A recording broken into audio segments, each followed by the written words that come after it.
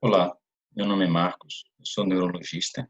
Vim aqui falar sobre um tema muito importante: tonturas e vertigem, o que o paciente precisa saber.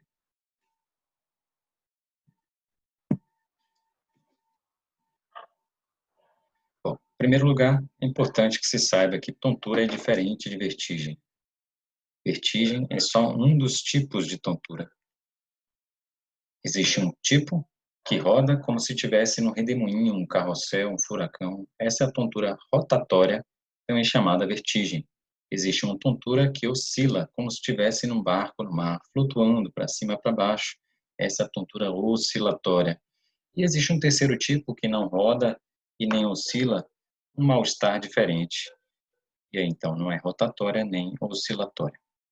Portanto, tontura pode ser vertiginosa, como também pode não ser vertiginosa. Ou seja, pode ser rotatória, como também pode não ser rotatória.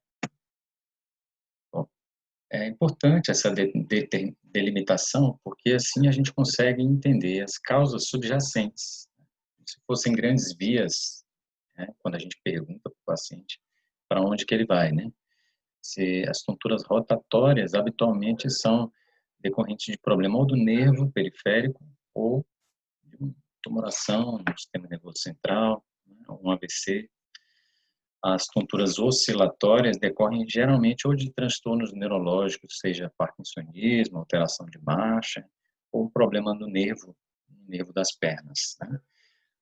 E muito comumente decorrem também de ansiedade, vertigem fóbica, né? Problemas relacionados ao ambiente fechado, multidão, essas coisas. E aquele terceiro tipo de tontura que não roda e nem oscila, mal-estar diferente, habitualmente tem como causa problemas clínicos, né? Ou está perdendo muito sangue, ou tomou um remédio que dilata as veias, né? Um diurético, remédios habitualmente usados para problemas do coração, ou então está com a frequência cardíaca muito baixa, abaixo de 60, né? Uma pressão muito baixa, além do normal, né? Da pessoa. Então, essas são causas dessa tontura que não roda e nem oscila um mal-estar diferente. Bom, para entender melhor isso, é importante essa figurinha, né? Muitos pacientes chegam a falar para a gente: olha, veja, quando eu deitado sento, eu tenho tontura. Essa informação carece de maiores detalhes. É importante que a gente entenda que, nesse movimento, dois mecanismos foram acionados, né?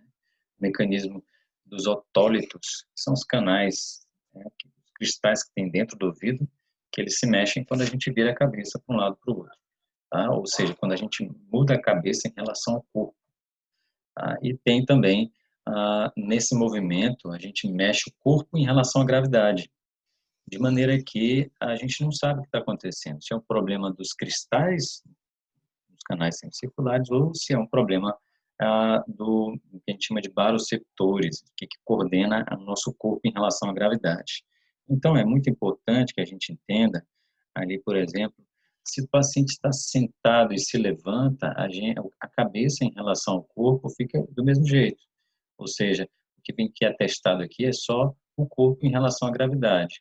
Tá? Então, dessa maneira, a gente consegue entender que é um problema, a gente chama dos baroceptores, né?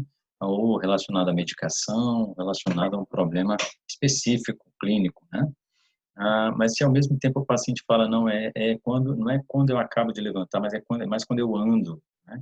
E aí a gente já começa a entender que é um problema a mais, ou nos nervos da perna, ou um problema de parkinsonismo, alguma coisa de transtorno de marcha, alguma coisa nesse sentido, né? Ao contrário, se o paciente fala assim, não, estou deitado, é quando eu estou deitado e me viro, né? Nessa posição, nesse movimento, né, o corpo em relação à gravidade não muda, né? Mas ao contrário, a cabeça em relação ao corpo muda, né?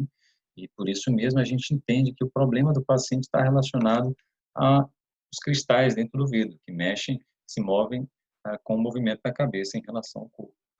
Essa informação parece pouca, mas é muito interessante que o paciente entenda para ele trazer isso para a gente, né?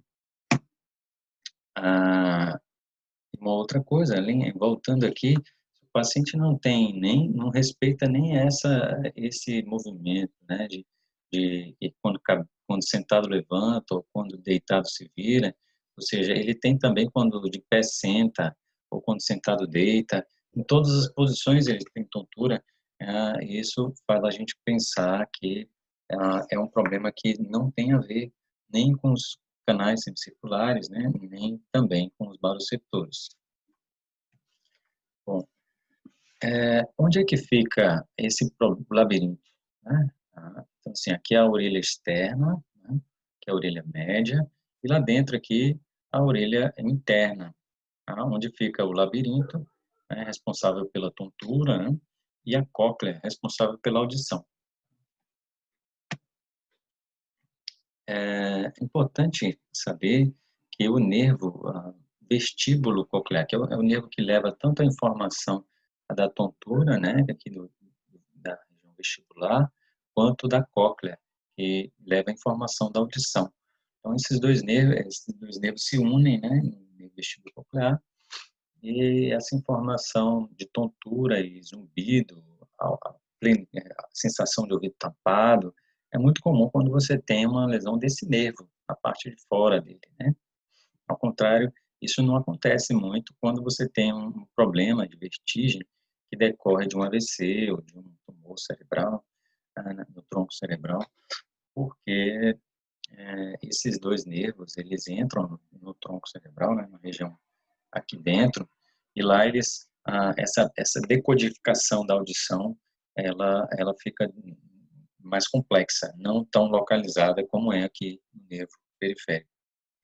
Bom, então é importante, muito importante saber que tontura é diferente de labirintite, tá? Labirintite é um problema muito raro, ao contrário do que a gente ouve muito paciente e colega falando, né? A IT, né? Esse termo IT, subentende uma infecção, inflamação no ouvido, o que habitualmente não ocorre. É necessário, então, ter febre, né? Ou secreção pelo ouvido, né? Ou lesão no ouvido, né? Coisas que habitualmente a gente não encontra na prática. Na maioria das vezes, o paciente tem problema nos cristais, nos canais semicirculares, que a gente vai comentar daqui a pouco. Então, a vertigem também ela é diferente da labirintite, até mesmo as vertigens, as tonturas rotatórias, né? Podem ser de outra causa, como, por exemplo, como a gente comentou, um tumor no cérebro, né, na região, na parte de trás do cérebro, tá? E também AVCs nessa região, tá? Então, labirintite, que fique bem claro, é raro. Né? Habitualmente, a pessoa tem VPPB. O que é isso? Nunca ouvi falar nisso. Vamos falar sobre isso, então. A VPPB é um problema nos cristais dentro desses canais semicirculares aqui, ó. Tá? Tem um canal anterior, tá? O canal posterior e o canal horizontal. A cada lado tem três grupos de, né? Três tipos de canais a cada lado. Esses canais dão uma sensação de posição da cabeça em relação ao corpo, de maneira que quando a gente vira a cabeça, esses cristais estão no lugar e por isso a pessoa não tem tontura. Mas ao contrário, se um desses cristais sai do lugar, a pessoa vira a cabeça para aquele lugar, o corpo não entende que a cabeça virou. E aí ele deflagra uma série de sintomas, como náusea, vômito, desequilíbrio, exatamente naquele momento que a pessoa virou a cabeça, ou que levantou, ou que baixou a cabeça. E esses sintomas costumam ter uma progressão de aumentando, aumentando, aumentando, e depois diminuindo, diminuindo, diminuindo, e a gente costuma ver uma alteração, inclusive no exame físico, que a gente vai mostrar mais adiante, e, enfim, decorrente então desses sintomas que o organismo gera, porque o cristal não está no lugar. E à medida que esses cristais voltam para o lugar de onde eles não deveriam sair, para onde eles devem ficar, né, através das manobras que a gente faz, o paciente deixa de ter tontura. Tá? Então, não é um remédio propriamente que vai resolver isso, é mais a fisioterapia vestibular. Vamos comentar um pouquinho mais adiante isso aqui. Então, observe esse vídeo. Olha só, se a gente vira a cabeça para um lado, para o outro,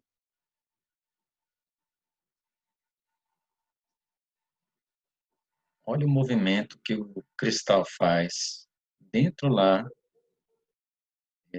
dos canais semicirculares. Esse canal semicircular horizontal. E aí tem o outro canal, né, que é mobilizado quando a gente faz esse movimento aqui, o canal semicircular anterior. Tá? Veja que aqui dentro tem uma região chamada cúpula, que fica bem aqui nessa região, e é o movimento que ela faz decorrer cristal de movimento. Esse último é o canal semicircular posterior. De cada lado, isso acontece. Os movimentos da cabeça fazem mudar os canais semicirculares. Bom, observe então o que a gente detecta quando faz a manobra de posicionamento. Essa manobra, chamada manobra de Jigsaw Pike, é quando, veja, ela está normal, não está sentindo nada aqui, paradinha, quietinha. Aí ele vira a cabeça para o lado esquerdo, tá? E deita ela, tá? Observe que demora um pouquinho e aí aparece tanto o sintoma quanto esse movimento dos olhos que bate para cima, para a cabeça, para o lado esquerdo, para onde ela caiu. Parece haver uma rotação, mas e aí depois vai melhorando. Piora, piora, piora, piora, e depois melhora, melhora, melhora, tanto o movimento dos olhos quanto também os sintomas que ela apresenta. Aqui a gente está representando um diagnóstico de uma VPPB, canal posterior à esquerda. O que é VPPB, então? A vertigem, porque é uma tontura que roda, né, daquele jeito mesmo, como ela descreveu ali. Posicional, porque depende daquela posição específica que ela assume, né? A paroxística, porque vem, aí depois vai melhorando, melhorando, melhorando, e passa, né? Ou seja, dura aí segundos, no máximo 1 minuto, a crise mesmo quando ela ataca, né? E benigna porque fazendo as manobras para colocar esse cristal para o lugar dele, isso resolve, né? Resolve assim, habitualmente quem tem isso pode recorrer, pode ter de novo outra vez, né? Então, VPPD é um problema dos cristais cristais dentro dos canais semicirculares que saíram do lugar e precisam ser recolocados para o lugar deles, né? Então, observe aqui a importância da VPPB, a importância da população saber sobre ela, né?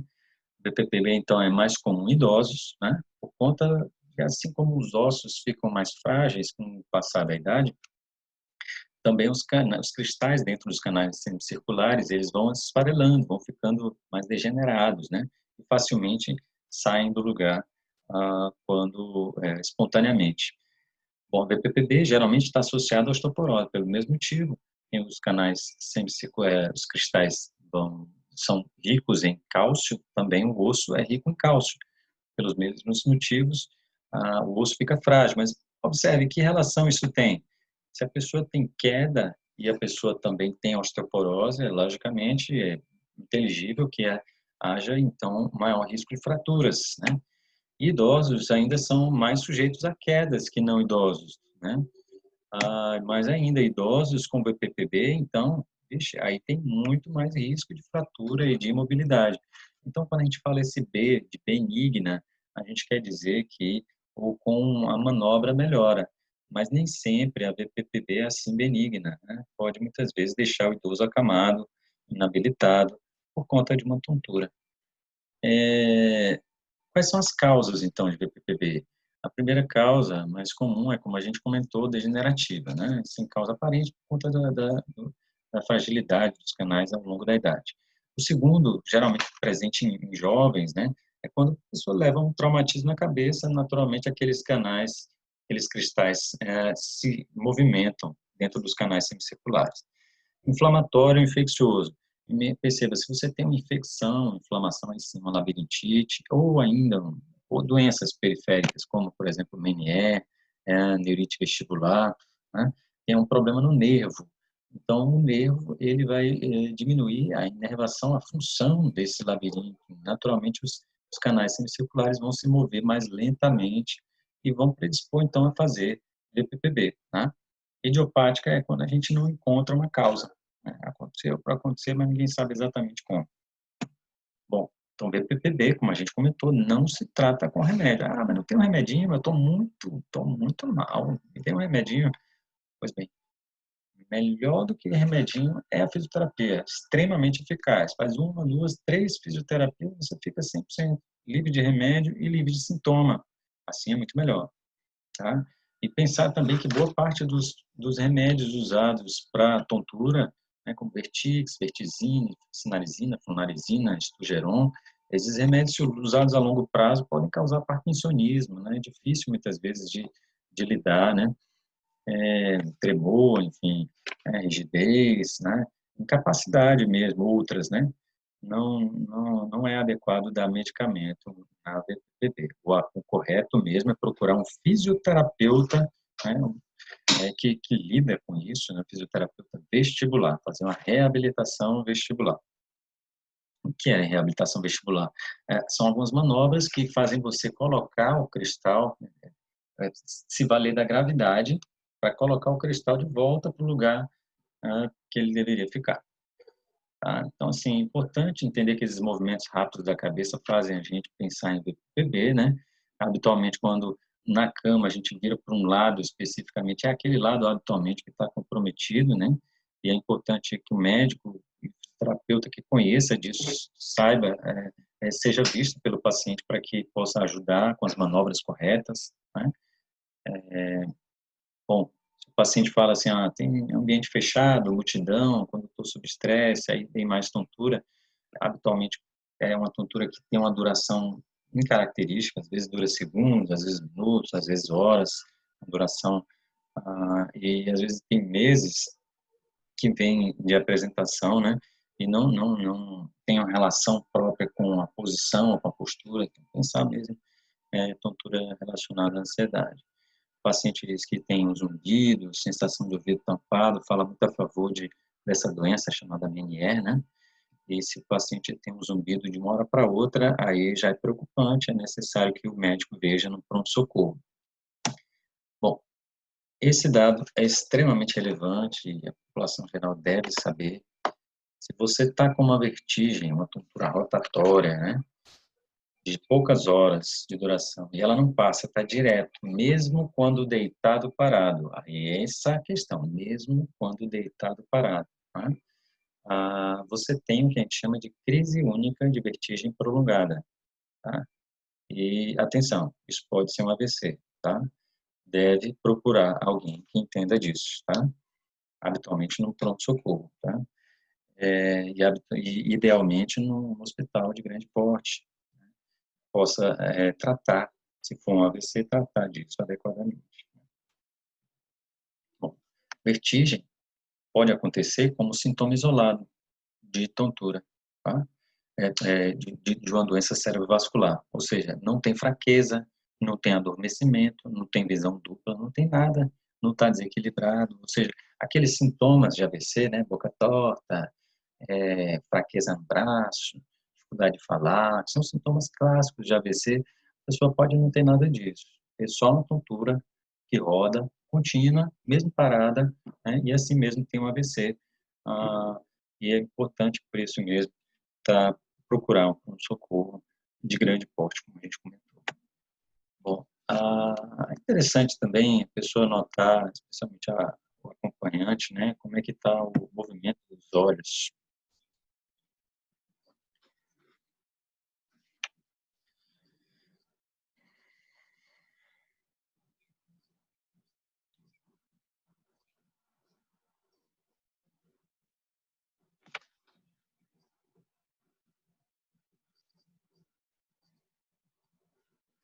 Esse é um dado que o médico costuma se valer, né? É importante que o paciente, como acompanhante, observe também o movimento dos olhos, mas como dado adicional. É importante entender que as vertigens, as tonturas podem ser, então, no nervo, tá? Mas podem ser lá no cérebro mesmo, tá? Por isso mesmo, um AVC pode ser decorrente de uma lesão no nervozinho dentro do cérebro. Bom, geralmente as tonturas têm sensação de ouvido tampado, secreção, zumbido, perda auditiva, mas a VPPB não tem isso, porque é um problema aqui dos cristais dentro dos canais semicirculares, né? Não pega, então, aqui a parte auditiva. Essa é uma exceção. Bom, AVC pode, inclusive, dar a perda auditiva quando ele tem e vem assim de uma hora para outra, né? E aí essa artéria aqui, ela irriga o labirinto, por isso pode dar uma surdez súbita. Se tiver uma surdez súbita, junto com tontura, também é mais um motivo para o leigo ir para o hospital. Mais uma coisa que chama atenção no leigo é a visão dupla. Tá? Ao invés de ver um e ver dois, né? E aí fecha o olho, vê um. Fecha o outro olho, vê um. Os dois, vê dois. Ou seja, depende das duas oculares para ver dois. A diplopia, que a gente chama de visão dupla, né? É binocular, depende dos dois olhos.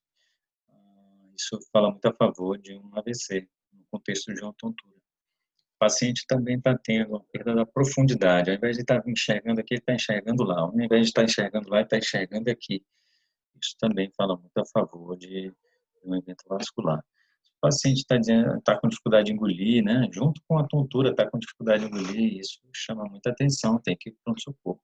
Claro, se ele está fraco, né, não está conseguindo pegar as coisas, né, perda da sensibilidade, toca, mas não sente, boca torta, né, dificuldade de falar, né, então aí, logicamente, tem que ir para o pronto-socorro. Pensa em AVC mesmo. O paciente tem uma tontura e junto com ela tem aí uma dor de cabeça, forte intensidade, pulsando, com enjoo, vômito, a luz incomodando, o barulho também, né? Dura aí de 4 a 72 horas, melhora com repouso, piora com esforço, esses são critérios de enxaqueca. Então, lembrar que enxaqueca não é dor de cabeça forte, é uma dor de cabeça que preenche esses critérios que a gente comentou agora.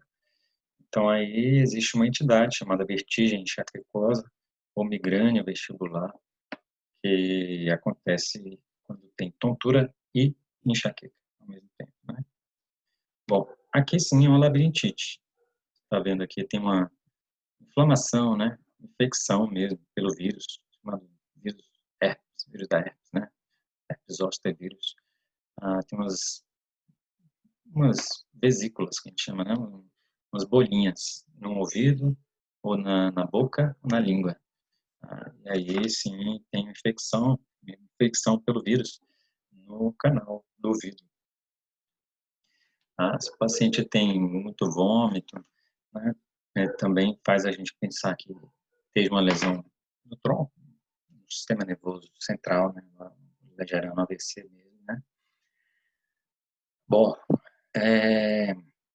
como a gente comentou, é importante saber se o paciente está perdendo sangue, né? Se teve diarreia, tá? Se está tomando um remédio diferente, se aumentou a dose do remédio antigo, né? Se está pálido, sudoreico, né? Com dor no peito, isso tudo pode dar tontura. Né? É importante esses dados clínicos, a maior parte das vezes geram tontura. Bom, também é importante, né, ver essas outras alterações no exame neurológico, aí fica com o médico de pronto-socorro. Como a gente comentou, se o paciente começa a andar e tem tontura também, deve fazer a gente pensar em um problema puramente neurológico. Bom, era basicamente isso que eu queria falar, espero ter contribuído para um maior entendimento básico da tontura para o leigo, né, e espero nos próximos áudios, vídeos, contribuir um pouco mais. E fiquem à vontade para fazer qualquer comentário que julgarem necessários.